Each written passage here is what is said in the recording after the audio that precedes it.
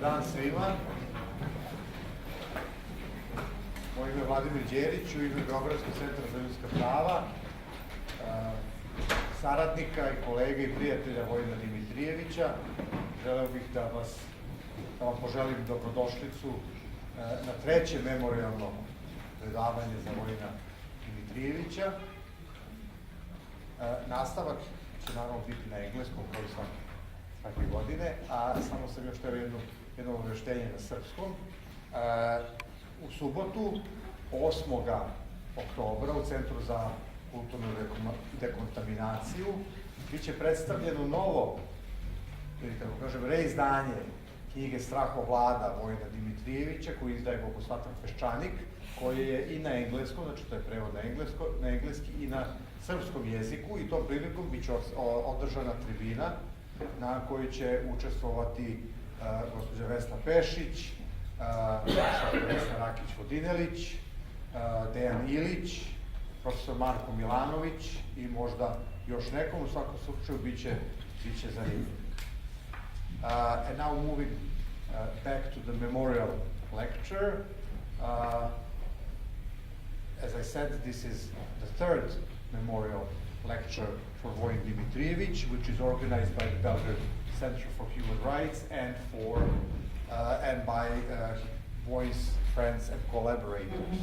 This is also done in cooperation with the European Society of International Law, and the lecture will also be available at the website both of the Belgrade Center for Human Rights and of the European Society of International Law. And let me once more greet you, this time in English, and express my welcome and appreciation that you have come to this lecture today. This is the third in a series of annual lectures. The idea was to have a lecture by the leading scholars in the fields in which Vojin was publishing and writing, and which were the fields of his lifelong interest, and that is human rights protection, international law, and international relations.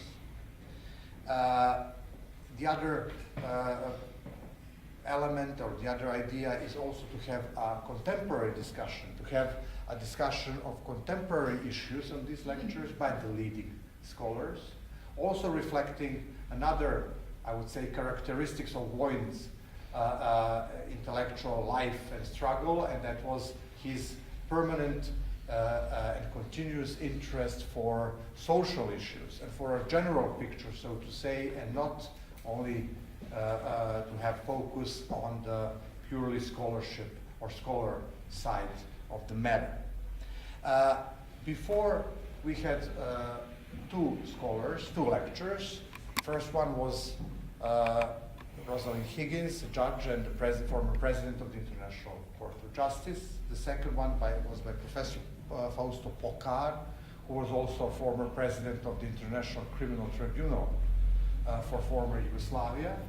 And now, as the third lecturer at these memorial lectures, we have equally distinguished, and I would say really a leading scholar in the field of international law, Professor Christian Tomuschat. It is very hard to summarize in these few minutes his really rich scholarly and also international career. I will just give a few highlights, so to say, and you will see that this really illustrates this very rich and interesting, I would say, life in the field of international law and international relations. Professor Tomuschat was, as a scholar, he was professor of and a chair of international law at most recently Humboldt University for many years. He's a leading German, European, and international scholar in the field of international law. His last book is Human Rights Between Idealism and Realism, and you can also find it in the Serbian translation. It had 3, I believe, editions. He published extensively, and I'm not going to go through all the publications, but I would like also to say that apart from his many scholarly articles and many books, he also participated in two major contributions of German scholarship to the scholarship of international law. One is the commentary of the UN Charter, which was first, I believe, published in German and then in English. And the second one is a major commentary on the Statute of the International Court of Justice, which is really a leading, or perhaps the only so comprehensive treatise in the field. As a scholar, as an expert, Professor Tomuschat was a member of the International Law Commission. He is also a member of the Institut de Droit International. So also in his international career, he was a member of the first composition of the Human Rights Committee, and he was a member for many, many years. Later on, he served at various international expert missions, and I would mention just two of them, which I think also have some importance for Serbia as a post-war society. He was chairing or was a rapporteur related to conflict in Guatemala and human rights violations in Guatemala, and most that was in the 90s, and most recently Professor Tomuschat was a member of one expert mission which dealt with human rights and international humanitarian law violations in Gaza, where he was also appointed by the United Nations. He served on many panels, on many courts. He argued before the International Court of Justice, European Court of Human Rights, etc. So this is really an experience that comprehensively covers almost the entire field of international law and international relations. Today, Professor Tomuschat will give his presentation, give his talk on the topic of Syria and the challenge to the international system and human rights protection. And I believe that both Professor Tomuschat as a leading scholar and this very, very acute topic really fulfill what we intended to have with these memorial lectures in honor of Professor Vojin Dimitrijević. Thank you, and Professor Tomuschat, please have the floor.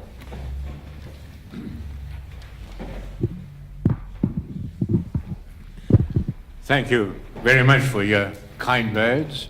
I hope you can understand me, and Mr. President, dear Branka, dear friends and colleagues.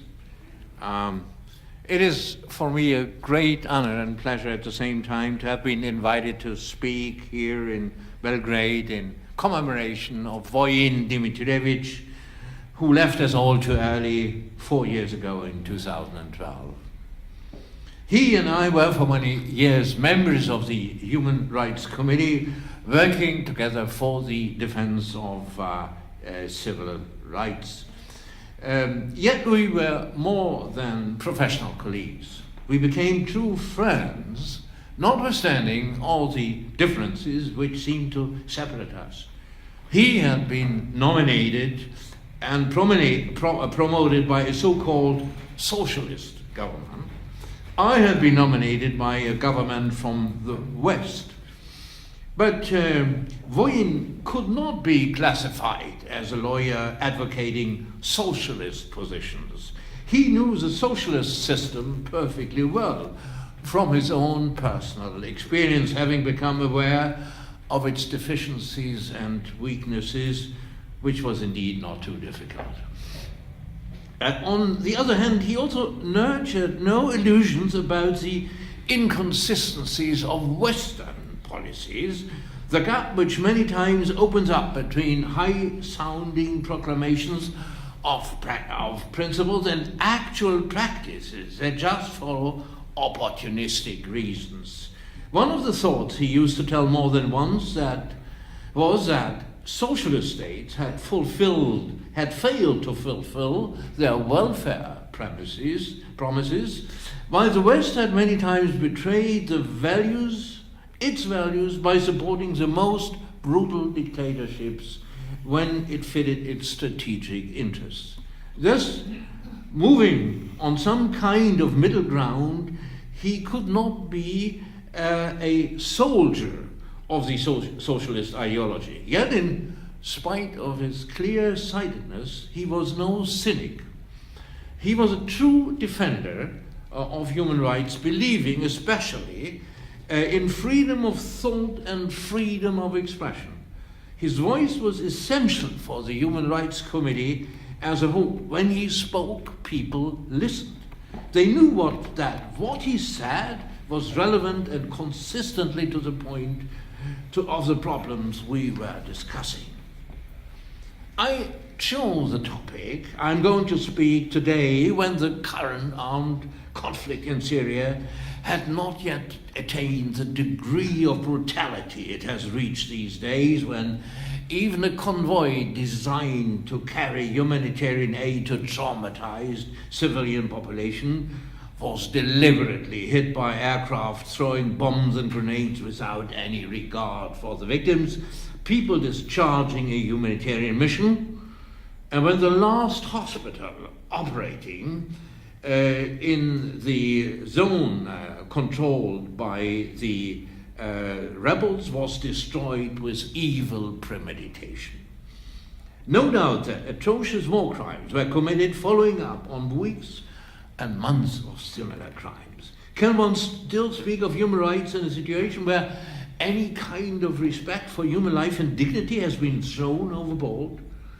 One may evaluate the present constellation in two ways. Cynics will be inclined to say, those who under such circumstances dare to mention the lofty principles of human solidarity are just hopeless fools. Let us turn away from any moral principles and accept that eventually everything boils down to realpolitik. Mankind does not progress. It remains stuck in primitive power games. Yet such resignation would be fatal.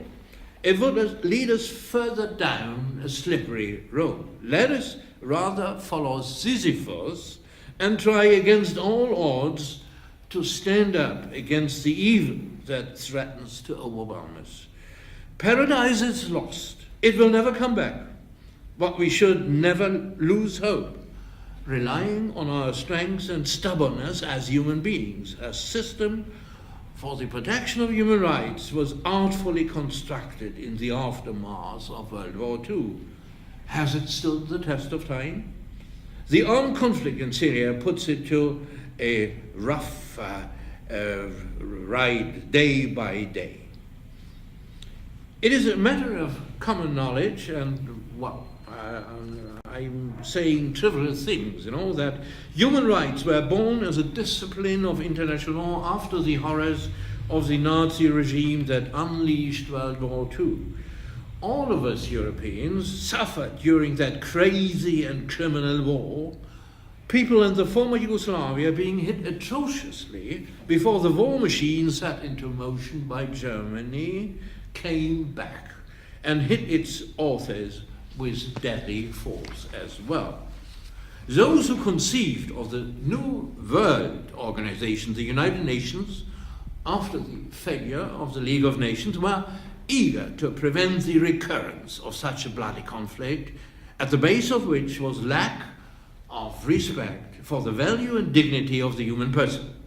They wanted to make the world a better place. Therefore, they included in the purposes and principles of the UN, enunciated in Article 1.3, the promotion and encouragement of respect for human rights and fundamental freedoms for all, without distinction as to race, sex, language, or religion. This was an important step. It meant that the new UN institutions would be entitled to look into practices which until that time had been considered as a domestic chasse gardée, not to be touched from outside. Yet the decision taken at San Francisco had no institutional backing. The Charter refrained from specifying by what means the lofty principles of human rights were to be ensured. An aura of vagueness surrounded the new concept. The only clear indication was Article 68 of the Charter, which provided that the Economic and Social Council was to establish, inter alia, a commission for the promotion of human rights. On the opposite side, Article 2.7 stated that the United Nations was not entitled to intervene in matters which are essentially within the domestic jurisdiction of any state, a provision that seemed to exclude any kind of dealing with human rights matters, which indeed were at that point almost unanimously classified as coming under exclusive domestic jurisdiction. How can you seriously conduct a policy intended to strengthen human rights if you are prevented from scrutinizing their real, concrete impact at the grassroots level? It was clear that sooner or later a clash or a series of clashes would occur. You all know that after some time, it took more than 20 years, Article 2, Paragraph 7 was knocked out. The adoption of the two international covenants on human rights in 1966 marked the transition to a new stage where human rights became a common treasure of mankind. Eventually, in 2005, the General Assembly proclaimed the famous responsibility to protect that clarified once and for all that human rights are more than abstract principles, that they must be transformed into a living reality on the ground under the supervision of the international community. In the case of Syria, the antagonism between words and deeds, between high-sounding declarations and a reality that lags far behind, is particularly worrying and alarming. Syria was one of the first countries to ratify the International Covenant on Civil and Political Rights on the 21st of April 1969. It was state number 5. And it presented immediately a candidate for the Human Rights Committee, an experienced diplomat, who later, in his 2 years as a member of the committee, did not take the floor once. It then submitted, Syria, but somewhat hastily, its first report, consisting of just 1 page, where the government affirmed proudly that everything was nice and fine in its country. Obviously, a lot of naivete to avoid the word cover-up underlay its first steps within the framework of the covenant. The current situation in Syria looks bleak, as you all know. Through a merciless civil war, the country has been largely destroyed. Parts of Damascus and almost the entire city of Aleppo lie in ruins, not to speak of other towns and cities ravaged by the war.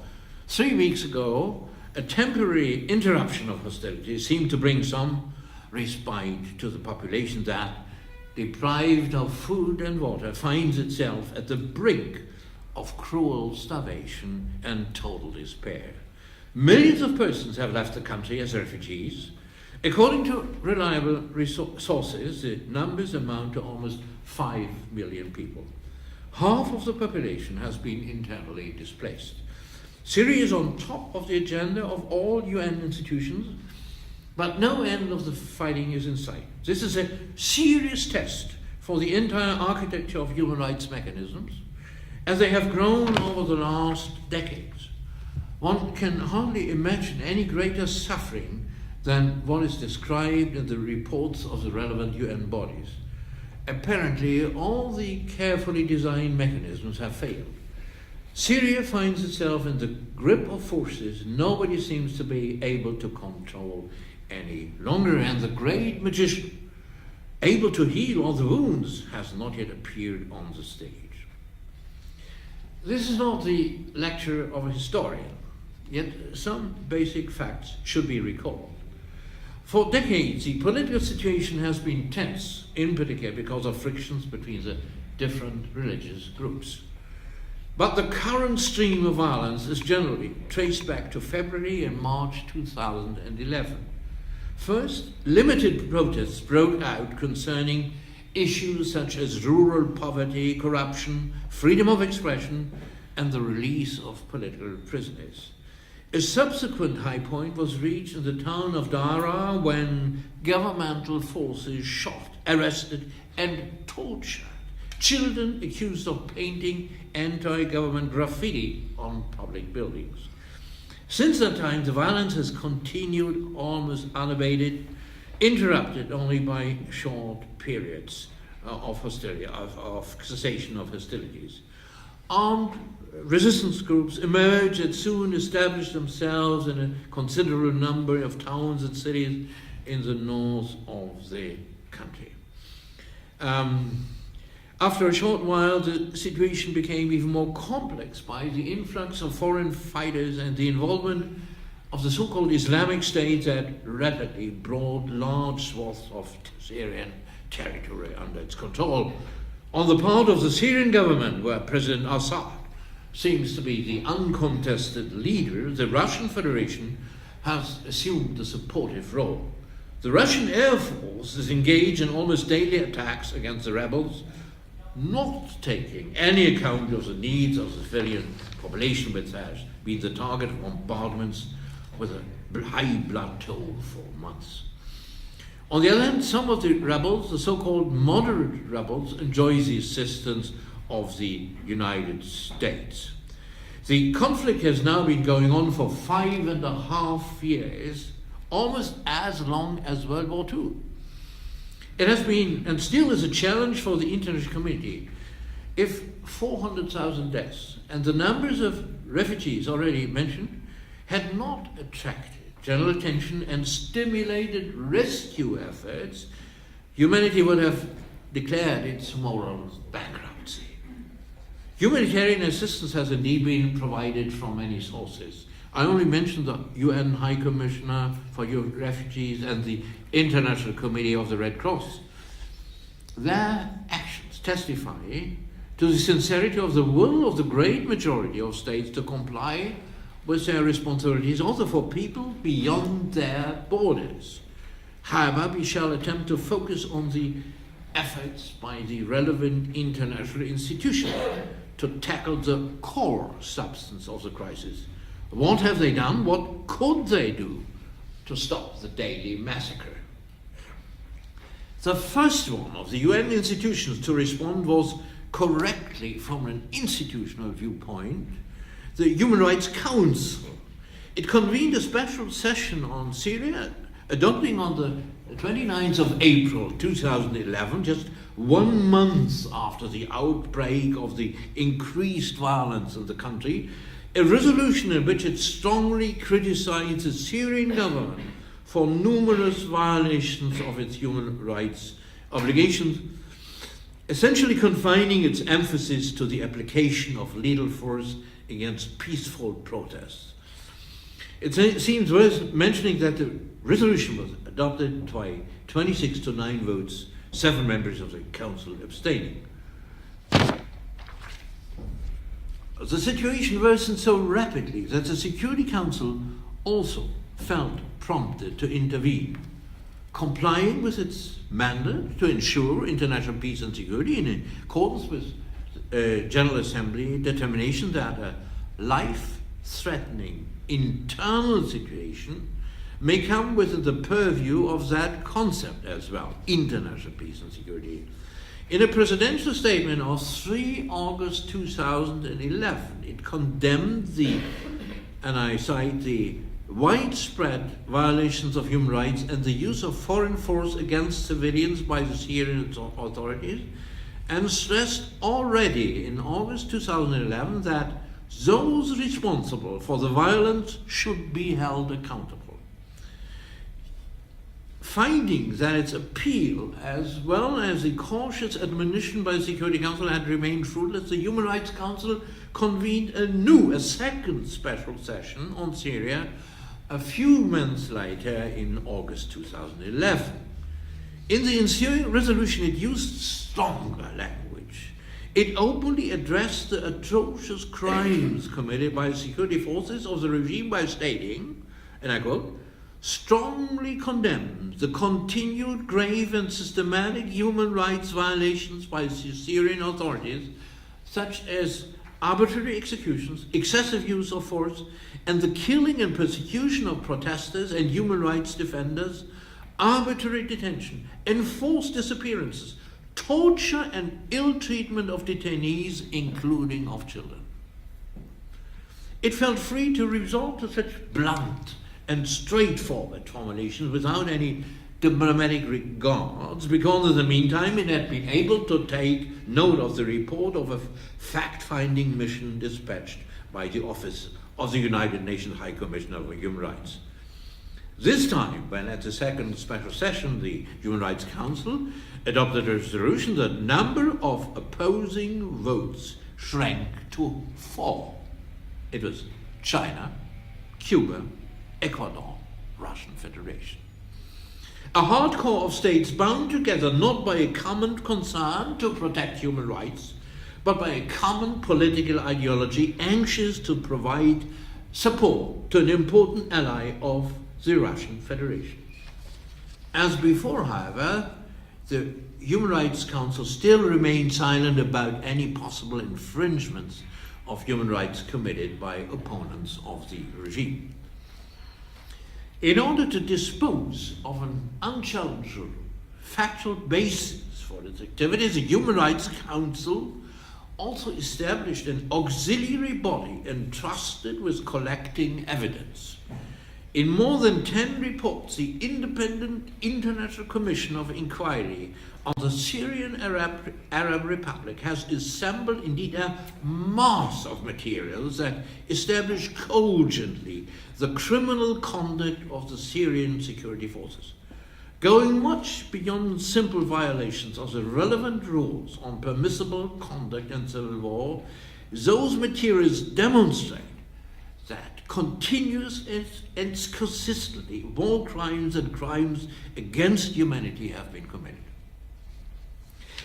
Western states attempted to use the potential of the Security Council as soon as possible, hoping to put an end to hostilities by an authoritative injunction of the highest organ of the World Organization. They submitted to the Security Council a draft proposal which, in a sober way, hinted that those responsible for the violence that had engulfed the Syrian people should not escape responsibility. In paragraph 3, the draft proposal stated, "Recall that those responsible for all violence and human rights violations should be held accountable." But the initiative carried by France, Germany, Portugal, and the UK was quickly thrown out by a veto cast both by China and Russia. The next step was the examination a few days later of Syria's record within the framework of Universal Periodic Review that those of you who know a little bit of the UN mechanisms know quite well. In its national report submitted for that purpose, dated 2 September 2011, the Syrian government tried to rebut the criticisms raised by launching a counterattack. Not shying away from strong words, it stated, and I shall quote it, I think it's significant what the Syrian government said. In recent months, the Syrian Arab Republic has been subject to a series of criminal attacks against the nation and the people by armed terrorist groups. These attacks, which continue to the present time, have been accompanied by an unprecedented media campaign of lies and allegations targeted national security, stability, and unity. The campaign has been supported by certain Western states that are bent on discrediting and weakening the Syrian Arab Republic and getting it to change its political position on the challenges facing the region. The groups involved have committed offenses against the Syrian people and acts of theft, murder, and vandalism. They have also exploited peaceful demonstrations in order to create anarchy, strike a blow at national unity, and destroy the social fabric of the nation. These groups have deliberately caused mayhem and murder and destroyed public and private property. They have stirred up religious and interconfessional strife and exploited legitimate, peaceful and orderly calls for reform emanating from members of the nation.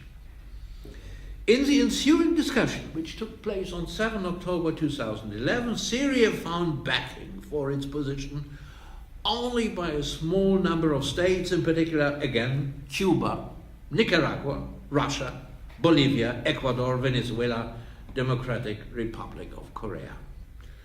Significantly enough, it rejected recommendations destined to ensure minimum conditions for the reign of the rule of law, such as, for instance, place all places of detention under the effective judicial supervision and apply international standards for the treatment of detainees. That was a proposition by Canada, rejected. And prosecute all those responsible for the mass-scale criminal acts that have taken place in the past months, including members of security units, responsible commanders and politicians. That was a proposition by the Czechs, rejected. Thus, the government manifested openly that it wished to continue its own strategy of merciless and unfettered persecution of all of its adversaries. It was neither intrigued nor ashamed by the detailed description of the facts, and it acknowledged its lack of concern for the commitments it had undertaken by ratifying the International Covenant on Civil and Political Rights. A decisive test for the veracity and credibility of the manifold allegations against the Syrian regime came about when finally the General Assembly took up the matter in 2012 during its 66th session, some 8 months after the violence had made its impact felt on Syrian society. A group of sponsors had prepared a draft text more drastic than ever before. The General Assembly eventually stated in paragraph 1 of the operative part of its Resolution 66/176, strongly condemns the continued grave and systematic human rights violations by the Syrian authorities, such as arbitrary execution, excessive use of force, and the persecution and killing of protesters and human rights defenders, arbitrary detention, enforced disappearances, torture and ill treatment of detainees, including children, adopted by the General Assembly. This text was adopted by an overwhelming majority of 133 to 11 votes, with 43 abstentions. Indeed, if a government is accused of practicing torture against children, all alarm bells must ring. Syria found itself ostentatiously isolated in the international community, enjoying only the support of its political friends. It should be added that the resolution made no mention of the conduct of the armed groups fighting the government. Fact-finding had not yet advanced so far as to ensure solid and unchallengeable basis of information in that regard. Now the Security Council came back to the Syrian agenda in 2012, and then it also condemned the human rights abuses committed by armed groups. Obviously, the Security Council could have gone much further by issuing binding orders to the litigant parties under Chapter 7 of the Charter, but the continuous increase in human suffering did not prevail over long-term considerations of a geopolitical nature.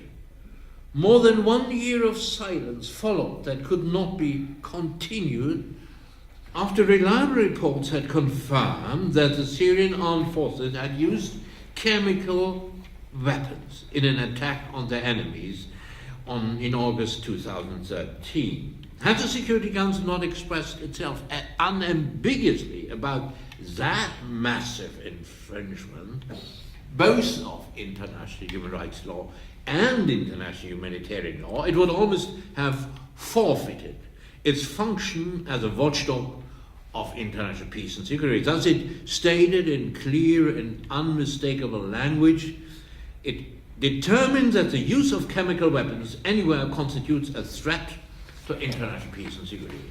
And it condemns in the strongest terms any use of chemical weapons in the Syrian Arab Republic.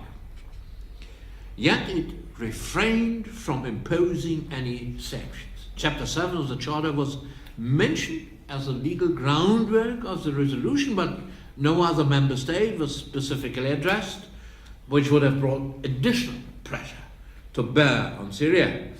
The Security Council confined itself to addressing the Syrian Arab Republic, both the governmental authorities and the other fighting parties.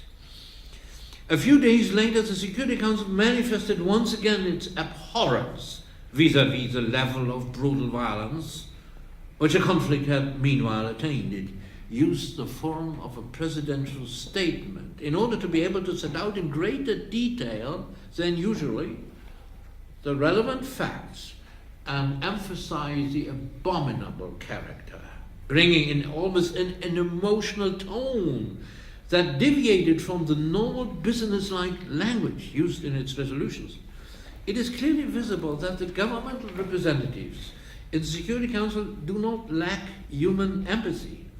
One may assume that they persuaded their governments to be allowed to express those feelings in the hierarchically lower form of a presidential statement that would have been considered inconvenient as a genuine resolution.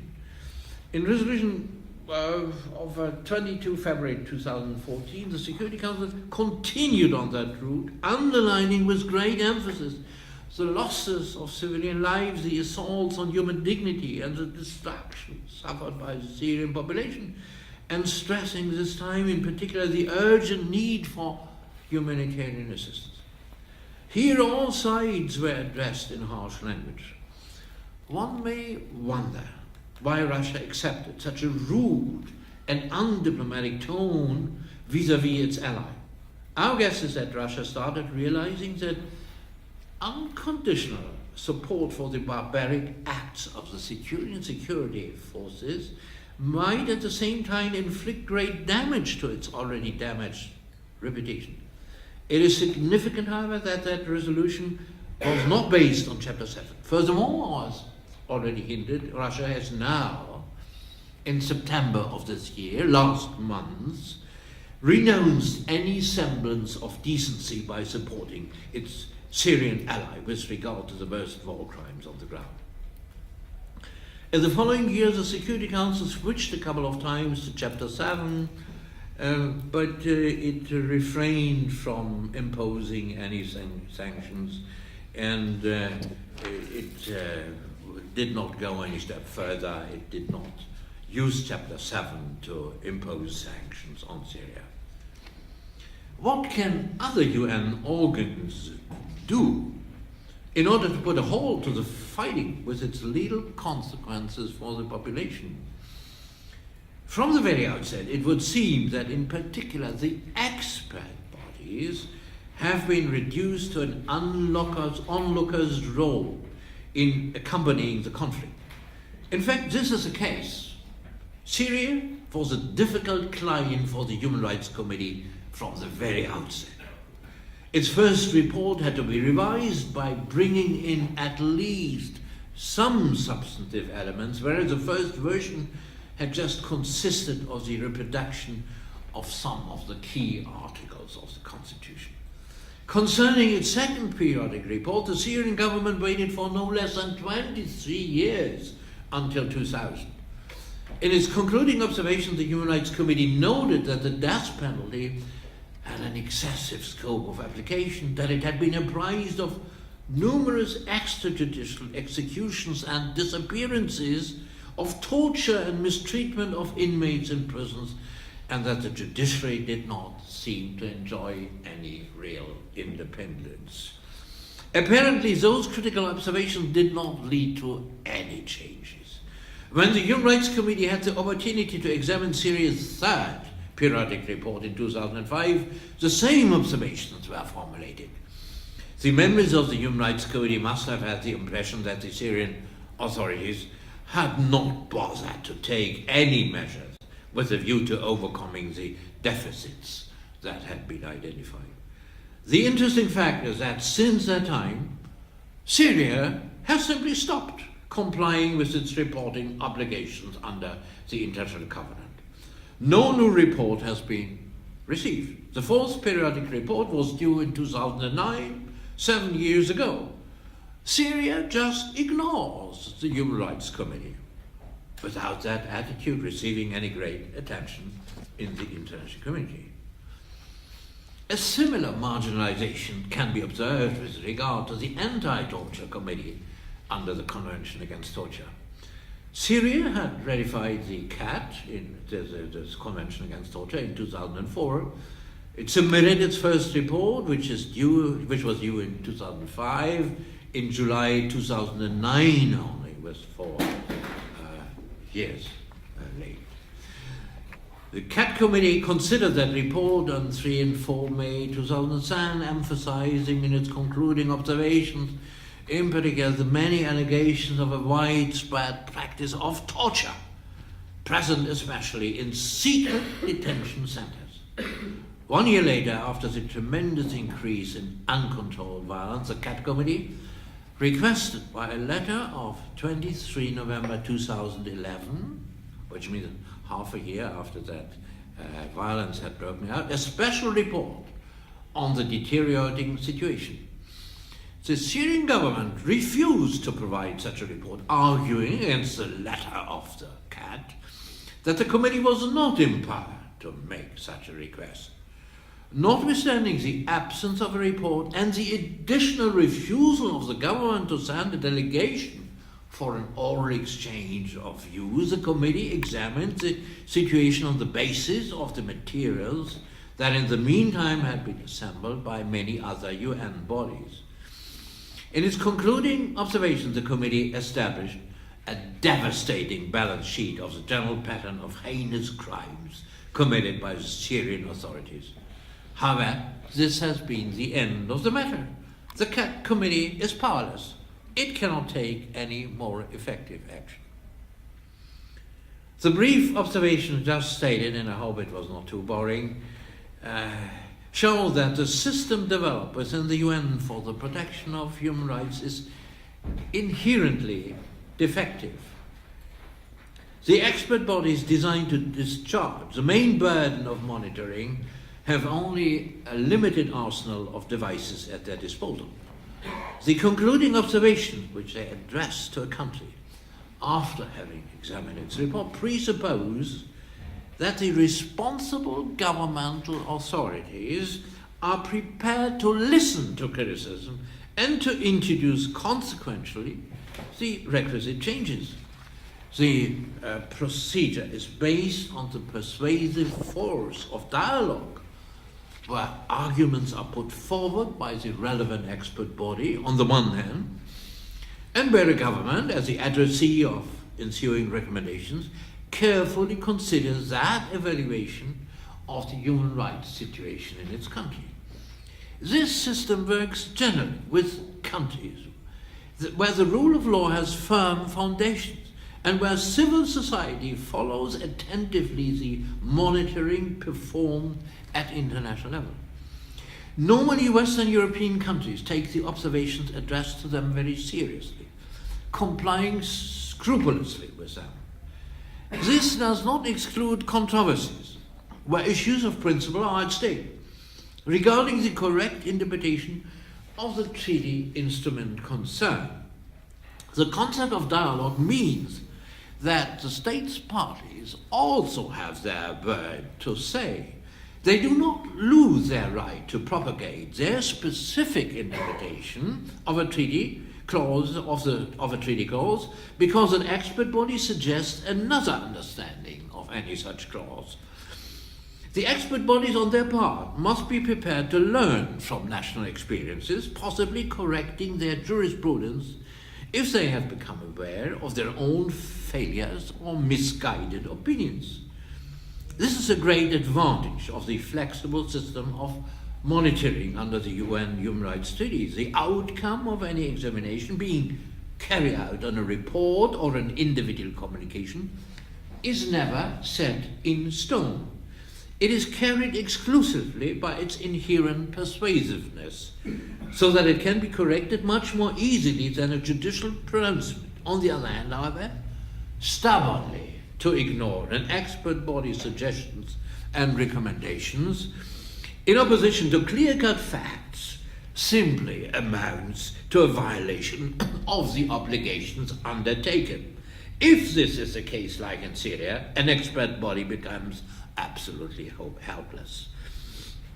In fact, an expert body does not have many remedies at its disposal. What it can do essentially is voice its concerns, pronounce suggestions and recommendations. It may even request an additional report, which it does from time to time, as did the CAT committee regarding Syria. But it does not have the institutional power to appoint an expert for a fact-finding commission, nor can it establish a special commissioner of inquiry. Where a state has refrained from submitting a report, it may even decide to examine the domestic situation prevailing in that country in the absence of a report and in the absence of a delegation that acts as a responsible interlocutor. But yet it is institutionally prevented from taking active steps to intervene with a view to halting the conflict. There are certain provisions in the CAT statute, but which need a special acceptance by the country concerned. In that regard, as shown above, the Human Rights Council has much better opportunities. It may indeed carry out inquiries, engage in fact-finding, and seek to establish personal contacts with the responsible government. All these are advantages which a committee of experts entrusting with enforcing a given set of rules lacks by virtue of its limited mandate. The truth is that at the end of the day, two procedural avenues remain open. First of all, from a legal viewpoint, the Security Council is not prevented from taking, under Chapter 7 of the Charter, any appropriate remedies, even fairly harsh measures. As has been shown a moment ago, the Security Council has been seized with the Syrian conflict at an early date already, making its first statement 6 months after the commission of the first acts of violent repression by the Syrian security forces. It is true that the Security Council is fully legitimated, first of all, to observe a critical situation before taking under Chapter 7, which is never easy, since it is not enough just to adopt a resolution. Any meaningful resolution must be enforced on the ground. But the members of the Security Council are not the masters of the UN Charter. They have an institutional responsibility. The International Committee has entrusted them with a mandate to ensure international peace and security in the interest of the entire International Committee. Obviously, the permanent members of the Council are burdened with a heightened responsibility. By reason of the veto power which they enjoy, they can completely paralyze the Council. Are they entitled to make use of their veto power according to their individual preferences, according to their whims and fancies? The answer is clearly no. They cannot get rid of their institutional responsibility by virtue of their own political choices. It is true, to say so once again, that no procedural remedies exist. There is no actor entitled to sue a permanent member of the Security Council for failure to discharge its responsibilities. Yet this lacuna in the arsenal of available legal devices does not take away the substantive link of responsibility that may even turn into criminal responsibility.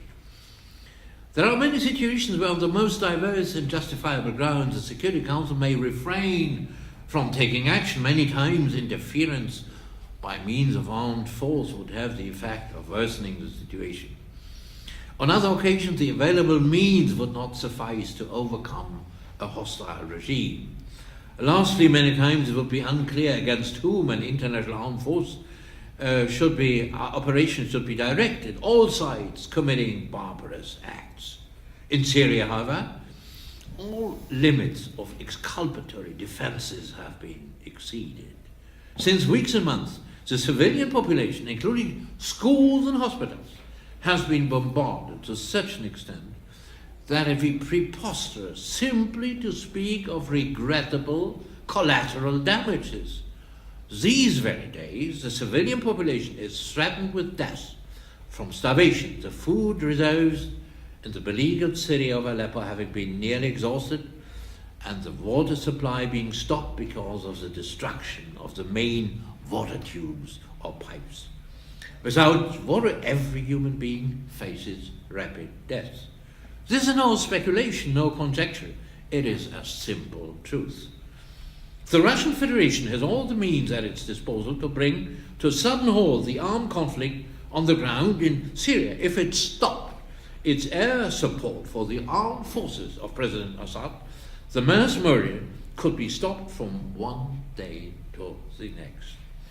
Obviously, the armed conflict will not be over. However, an agreement between the Russian Federation and the United States could provide a framework leading onto a path to a ceasefire and eventually peace.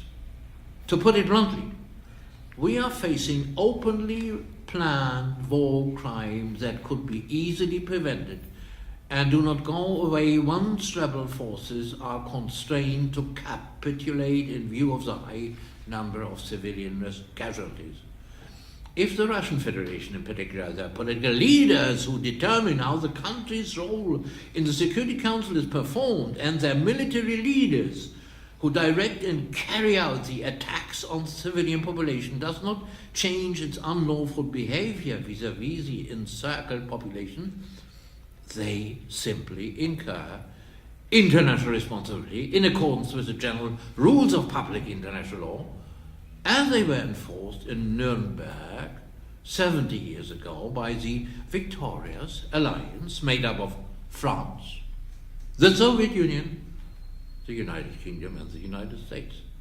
Neither the Russian Federation nor the United States have ratified the Rome Statute of the International Criminal Court. As a consequence, the ICC has no jurisdiction over the persons that act on behalf of these two countries. Given the fact that Syria, where the criminal acts in issue are being perpetrated, has on its part refrained from joining the Rome Statute. However, substantive criminal responsibility and actual prosecutability are not the same. Criminal responsibility does not evaporate just because, under the current circumstances, no forum is available that could hear the charges against the perpetrators. That's almost at the end of the day we come back to the International Criminal Court, the institution in whose functioning so many hopes had been placed. Unhesitatingly, it must be stated at the present juncture that the ICC has not lived up to the expectations connected with its creation. During its first 10 years of operation, it handed out just one final judgment. Its record has improved slightly during the last 4 years since prosecutor Fatou Bensouda from Gambia took over. But the overall number of final judgments is still disappointingly low, remaining under the benchmark of 10. The recent sentencing of the Malian national Al-Kaki al-Mali may have improved that record of the court a little bit. Yet it would be somewhat audacious to see this judgment as a real sign of hope come true. The trial against the perpetrator lasted only 3 days. He had made a confession, thus the case was more or less uncontroversial. In particular, it had the blessing of the African world. The court, which had been many times criticized on account of its alleged anti-African attitude, was redeemed of those charges all of a sudden by posing as a defender of African values. To bring before the court those responsible for the mass crimes committed in Syria will be a much greater challenge. As already noted, Syria is is not a state party to the Rome Statute. On the other hand, any possible Russian responsibilities could only be entertained by the court if Russia itself agreed to submit the situation in Syria to the ICC, which probably will never happen. Therefore, is the prosecution of the crimes committed in Syria a matter to be left to domestic tribunals under the auspices of universal jurisdiction? In theory, this option exists for war crimes. Immunity is an obstacle that only high-ranking officials, like presidents or ministers of foreign affairs, can invoke to their benefit. Generally, no statute of limitation exists for war crimes. All those acting in support of the war crimes and crimes against humanity currently being perpetrated in Syria should be aware of the fact that they can be held to account under general international law. Not even the wide room of discretion granted to governments in taking decisions in the framework of the Security Council can, in legal terms, protect them from personal responsibility that one day may materialize as actual criminal responsibility. A first step of actual relevance could be the establishment of a documentation center that collects the names of all persons that act to participate in the air attacks against Syria, where basic rules of humanitarian law are being violated and which amount to war crimes and crimes against humanity. Thank you for your attention.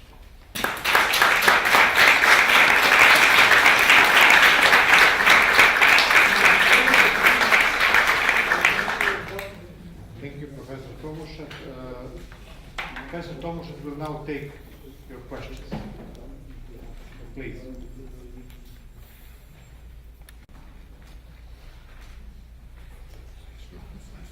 Please, could you state your name? I'm Dimitrijević, lawyer from Belgrade and Human Rights. And as your lecture is closely related to the refugee crisis, I would like to ask you, would you, or did you conceive any response to the refugee crisis, apart from resolving the civil war in Syria? And what is your stand regarding the EU-Turkey agreement for tackling this crisis? A different question, of course, but it is closely connected to what I said, because the armed conflict has led to the emigration, the people fleeing the Syrian territory because the living conditions have deteriorated to such an extent that they can't exist there any longer. Now the question is, how far does international solidarity go? You know that the convention, Strasbourg Convention on the UN Convention on Refugees does not establish a right to asylum. This is sometimes not seen by journalists who believe that there is a universal, worldwide right of asylum. The Universal Declaration of Human Rights in 1948 stated very cautiously that you have a right to seek asylum. You may apply for asylum, but the Universal Declaration does not speak of a true right of asylum. Now the European Union has a legal regime which is much more generous, and under the regime that was established under European Union law, everyone has at least a subsidiary right to be received if he lives under conditions of civil war, where his life is generally threatened. You know that the right of asylum presupposes that you are individually threatened, that your life or your personal integrity are specifically, that you are the target of abusive governmental measures. Now the European Union has gone much further, and all of a sudden the European Union finds that it is very difficult to live up to those promises which have been laid down by internal legislation of the European Union.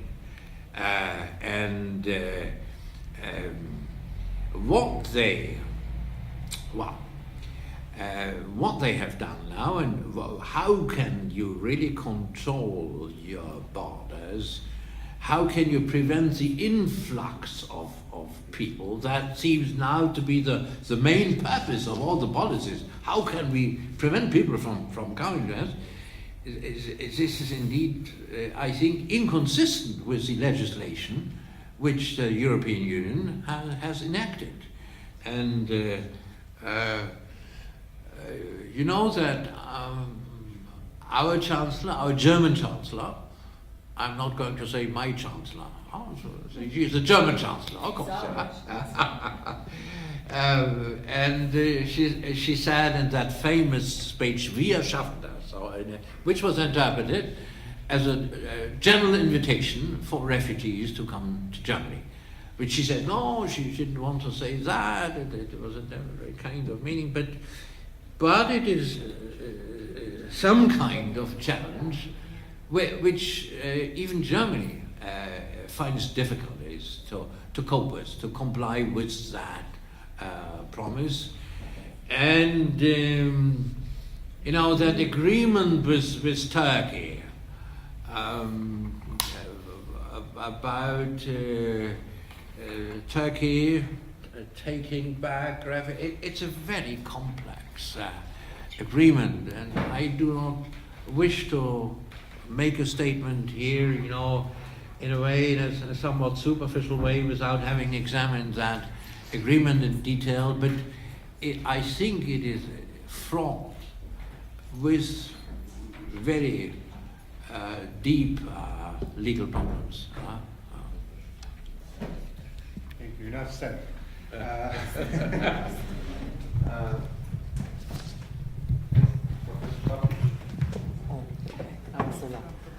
Hello, my name is Tatiana Papić and I'm from the Union University Law School. Thank you for your insightful presentation. I wanted to actually know a little bit more on the note you mentioned at the end of your presentation, which related to the usage of the national legislation by way of universal jurisdiction of prosecuting those who perpetrated atrocities in Syria. So my question would be related to the practice in Germany. As far as I know, Germany is using its code on crimes against international law to prosecute certain low-ranking officers who participated in the conflict in Syria. So I would be interested to know if you have more information on that, whether the code is applied in respect to the territorial presence of an indictee in Germany, and how many cases are there related to the application of this code? Well, German tribunals have dealt with in the past with a number of cases from the Eastern Congo. There are a number of people who were convicted and sentenced. Afterwards, you know, then I think the authorities were inclined to send those cases to the ICC in order not to be burdened with all the complexities of such cases. These are enormous difficulties when you have to, for a national tribunal, you know, to hear a case, for instance, which happened somewhere in the Eastern Congo,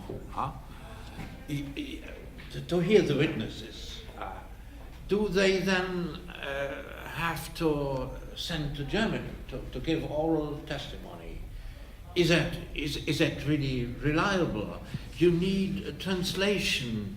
It is also it's an enormous financial expenditure, no? And I don't know to what extent our ministers of justice in the different länder impart instructions to the prosecutors, well, to be very cautious in that regard, not to take up cases, where you find someone who allegedly has committed war crimes. But this is a legal position. Under the Geneva Convention, the Geneva Convention have those clauses on universal jurisdiction, and if you find someone, you're even obligated to prosecute him or her. Mostly it's him, because those people are male persons, not normally no women are involved. But we had a couple of cases in the past which are real cases, and the prosecution brought those cases before the tribunal, and those people were indeed convicted and sentenced. So that does exist, but it doesn't function very well, because of the general difficulties which any prosecutorial body knows quite well. Such a proceeding may take a year or 2 years. It may lead to the blockade of a tribunal for a very long time. So, of course, the ICC is in a much better position. The ICC has a budget of $120 million per year, whereas a small tribunal somewhere, I don't know, in any German town, it could hardly deal with it. I have a brother-in-law who in Germany had to deal. He was a president of a camera, a chamber of the Oberlandesgericht in Düsseldorf, and there was a murder case among Afghans who were in Germany, and the trial lasted for 2 years. Now, during that time, his home had to be protected by barbed wire.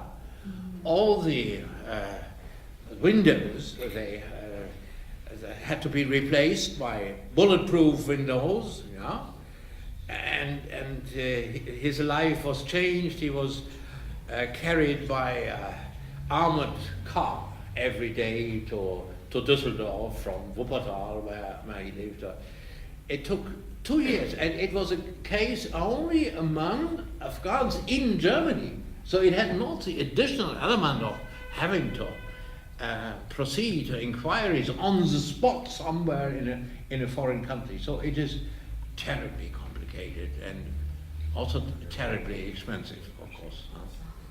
I don't know whether this is a legal argument that this is but it really has an impact, and nobody easily takes up such a case. Okay, well, let me just add one sentence that there were perhaps not on the basis of the same law, but there were a couple of cases of people committing or being accused of committing war crimes on the territory of the former Yugoslavia, who were then prosecuted because they were found by German court and prosecutors because they were found in Germany. There was one question there, please. Angela Moore, UNHCR. I was wondering, you mentioned R2P early in your remarks, and I was wondering what impact you think that non-intervention may have on the doctrine of R2P and its continued relevance, given that there has been, as you chronicled, such an extensive documentation of egregious human rights violations in Syria. If R2P isn't relevant there, then what continued relevance do you think the doctrine would have? Well, responsibility to protect RTP, I think everyone understands what RTP means, responsibility to protect. Invented in 2005, the General Assembly stated that all states have a responsibility, which is nothing new. Under human rights law, it was, in that regard, it was not new, but the new element was that the Security Council was authorized by the General Assembly to engage in such situations, in internal situations, because the formula of the Charter is international peace and security. That internal problems may come under the concept of international peace and security. That was a new element. And my new approach is that, well, even personnel, even persons acting for the Security Council may become personally responsible. R2P says, well, if the state itself does not take any appropriate measures, the Security Council should step in. So no unilateral humanitarian intervention by a state, like as that happened in Kosovo, where the International Committee, or many states at least, said the situation in Kosovo is so terrible because genocide is being committed, we must intervene without any authorization given by the Security Council. That was a case of unilateral intervention, which in the past we called humanitarian intervention. But, well, my new accent is that, well, government people, or also people in the military, and I have spoken explicitly about the Russian Federation. I think that there may be a responsibility which does not come from RTP. It comes from those good old-fashioned rules of the Geneva Conventions, where you have to abide by those rules, and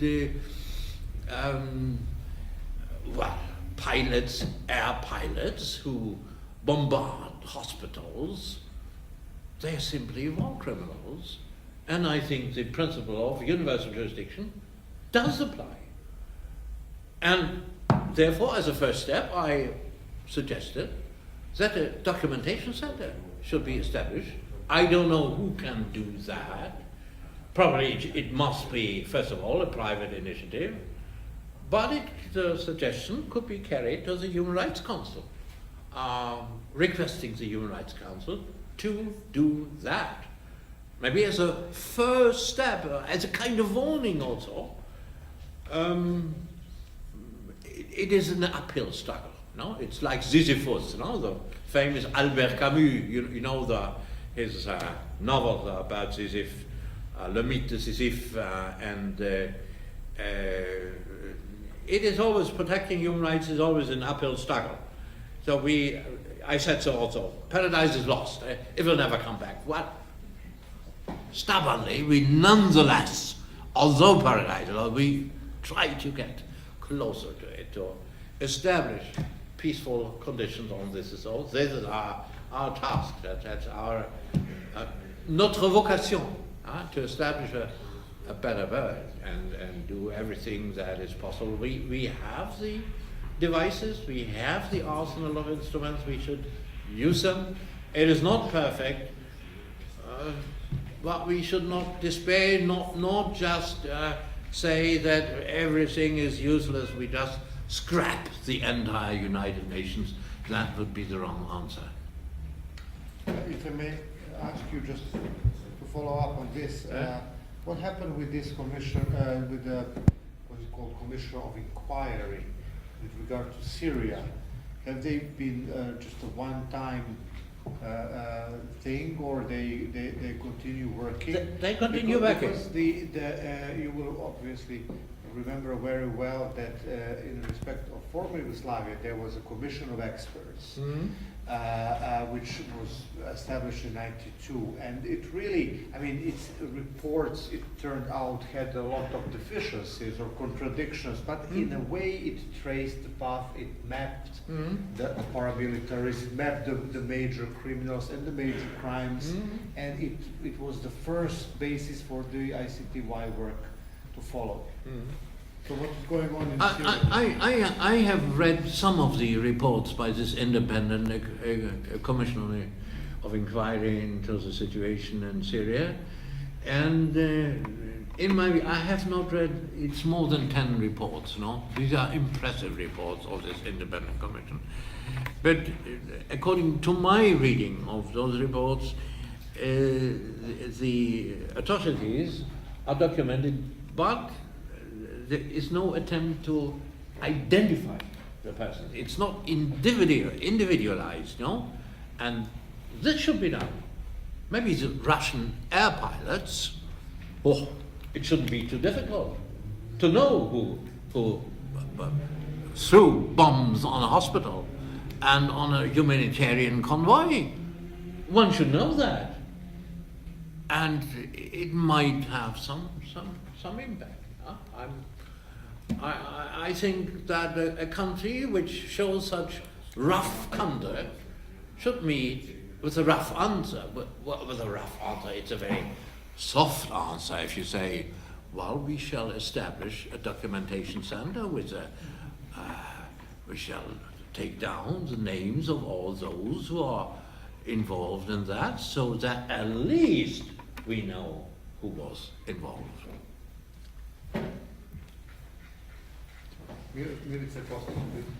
Hi, Dimitrijević from the Humanitarian Law Center, something like a documentation center for the wars in the former Yugoslavia. Maybe if we're finishing, to end on a hopeful note, there is an organization that you're talking about. It's called the Syria Justice and Accountability Center, which works like a hat organization, storing the documentation collected by people on the ground, and the idea is to really target individuals, and their whole work is focused on the moment when there will be some kind of local or international process. So that's all. Thank you. Thank you very much for that. For that kind of information. Let me just add, you know, it will always be a crucial moment because when a peace agreement is concluded, and at the moment when you conclude a peace agreement, normally people tend to say, let bygones be bygones, you know, as was the attempt in Colombia. But the people in Colombia rejected that, no? Granting amnesties to those people of the FARC, Fuerzas Armadas in Colombia, that they felt was much too generous. And I think they did not reject the idea of peace. They rejected the idea of amnesties, large amnesties to people having committed atrocious acts. Any more questions? Thank you for your attention, and thank you, Professor Tomuschat, for a very provocative, inspirational speech. Many ideas, many controversies, and hopefully, you know, I think we from this region know how hard it is to have a war that seems to last forever, and that brings with it so many atrocities as the Syrian one is now. So I think that this kind of feeling is also familiar for the people here. And thank you very much once again for coming to Belgrade. Thank you very much.